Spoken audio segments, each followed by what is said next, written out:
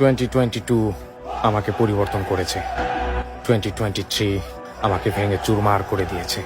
2024 আমার চোখ খুলে দিয়েছে। And 2025 I am coming back.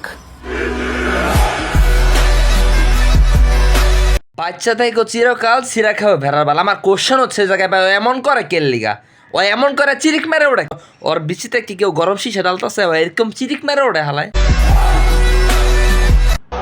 2024 কে পেছনে ফেলে খুব দ্রুতই আসতে চলেছে 2025. Hello brother, I am ready for the new chapter of my life.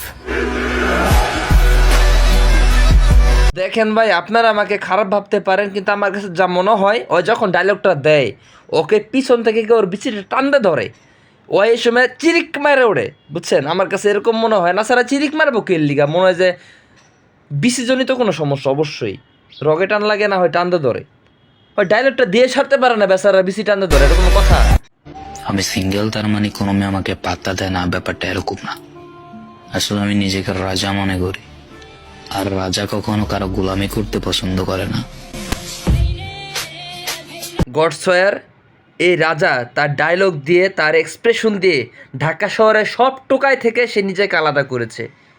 আমি সত্যি ইমপ্রেসড। নেক্সট আপডেট খুব ভয়ঙ্কর হবে, সুতরাং আগে থেকেই প্রস্তুত থাকো।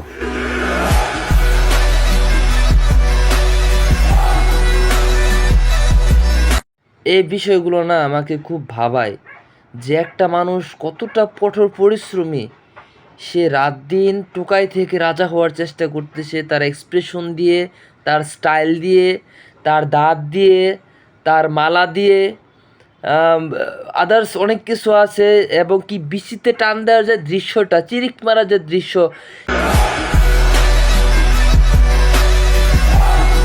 সে তার নিজের মধ্যে আয়ত্ত করেছে এগুলা। দিন শেষে সে টোকাই থেকে রাজা হয়ে গেছে। এখন তার ট্যালেন্ট দেখলে আমরা টুরুন হয়ে যাই। I am ready for the new chapter of my life.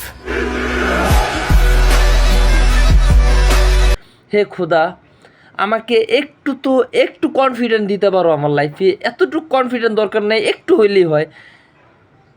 কি পরিমাণে পরিশ্রম করতে পারে মানুষ, আমার ভাবতে অবাক লাগে যে মানুষ চাইলে কি না পারে টুকাই থেকে রাজা। ও মাই গড। বাচ্চা থাকো চিরকাল ছিঁড়ে খাও বেড়ার বাল।